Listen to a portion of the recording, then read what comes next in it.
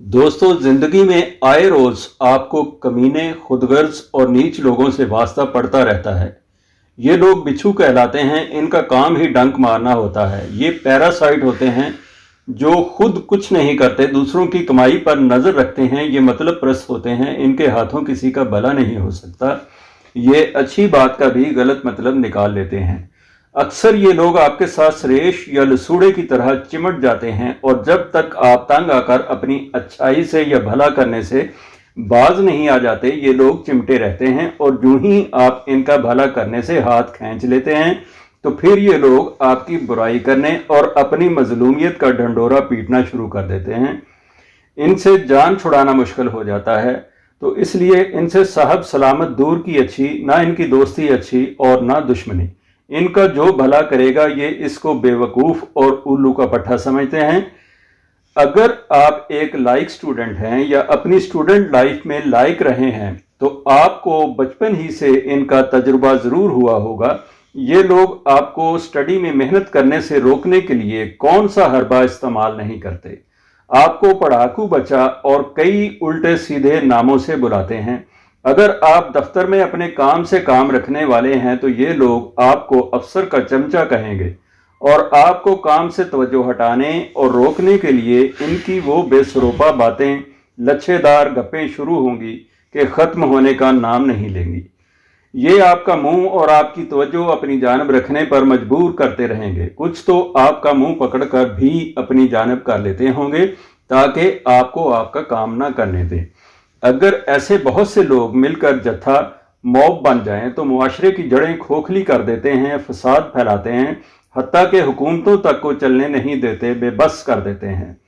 अच्छे भले किए कराए कामों पर पानी फेर देते हैं, लोगों की इमलाक को नुकसान पहुंचाते हैं और मुआशरे में अनारकी का सबब बनते हैं।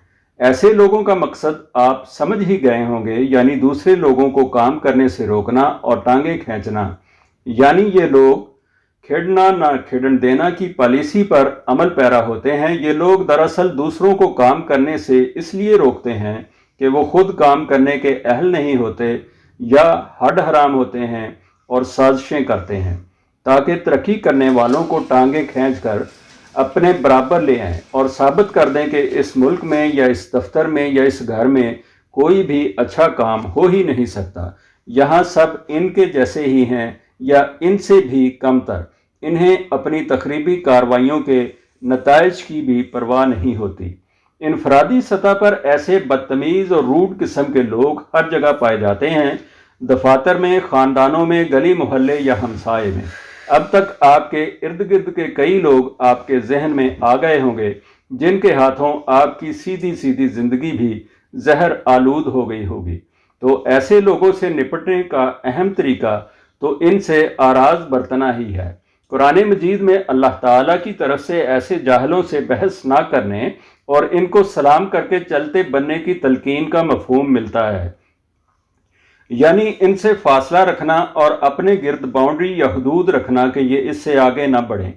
अलबत्ता वो कुछ और तरह के जाहिल लोग होते हैं, लेकिन अगर ये आपके करीबी लोगों में शामिल हैं और इनको अपने मतलब के जाल में फांसने की कोशिशों में आपको मसरूफ़ हैं, तो फिर तो आपको अपने बचाव में कुछ तदाबीर तो अपनाना ही होंगी। इन लोगों ने तो रोज़ मुंह लगना है, और कुछ ज़्यादा और कमीने और बदतमीज़ लोग तो गालम गलोच पर भी उतर आते हैं। सवाल ये भी पैदा होता है कि इनके रवैये के पीछे कौन से नफ्सियाती अवामल कारफरमा होते हैं। तो दुरुस्त बात यही है कि हर ऐसा शख्स कमीना बनना तो नहीं चाहता, और कुछ को अपने इस रवैये का इल्म भी नहीं होता, लेकिन वो खुद में इतने गुम, सेल्फ एब्जॉर्ब्ड होते हैं कि इन्हें दूसरों के जज्बात का ख्याल ही नहीं होता। वो सिर्फ अपनी ज़रूरत पूरी करना चाहते हैं और अपना काम निकालना चाहते हैं। ऐसा बाज़ औक़ात अज़दवाजी ज़िंदगी में भी किसी एक पार्टनर के ऐसा होने से हो सकता है। ऐसे अफराद अपने इर्द गिर्द के माहौल और अफराद से बेपरवाह अपनी खुदगर्जी में मसरूफ़ होते हैं। इन्हें किसी की दिल आज़ारी से और मुआशरती रवैयों से कोई गर्ज नहीं होती। कुछ लोग तो बहुत ज़्यादा गालियाँ बकने वाले, धमकियाँ देने वाले, थ्रेटनिंग और ब्लैकमेल करने वाले भी होते हैं। लेकिन ऐसे ही कुछ लोग वक्त के साथ साथ सीख कर थोड़ा सा मुहतात रवैया अपना लेते हैं। लेकिन आपकी पीठ पीछे आपकी जड़ें काटने लग जाते हैं और सारे बुरे और गलत कामों का जिम्मेदार आपको ठहराने लग जाते हैं। या कुछ लोग जिनका आप भला करते हैं वो मुश्किल मौका पर आपको सराहते तक नहीं, उस वक्त इनकी ज़ुबानों को ताला लग जाता है।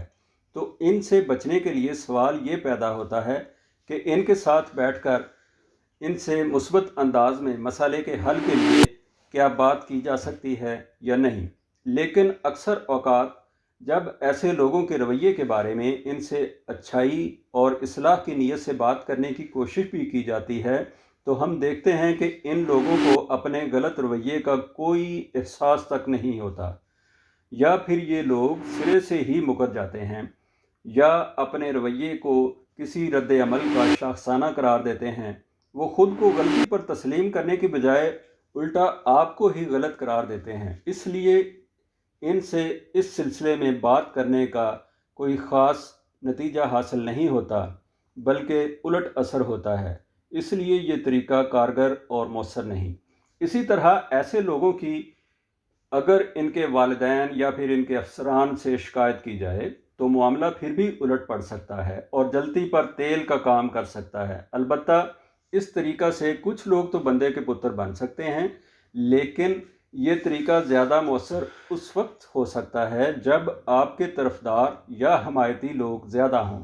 लिहाजा अगर आप सच्चे हैं मगर अकेले हैं और आपको ऐसे लोगों के साथ आगे भी मुस्तकबिल में काम करना है, तो ये तरीका हरगिज़ अख्तियार न कीजिएगा। ऐसे में अगर आप अपने बाल नोचने पर मजबूर हैं और तंग आ चुके हैं या ज़िद हो गए हैं, तो इनसे किस तरह डील की जाए आप देख सकेंगे हमारी आने वाली वीडियोस में। इस वीडियो को लाइक करें और हमारे चैनल को सब्सक्राइब कीजिए। शुक्रिया। अल्लाह हाफ़िज़।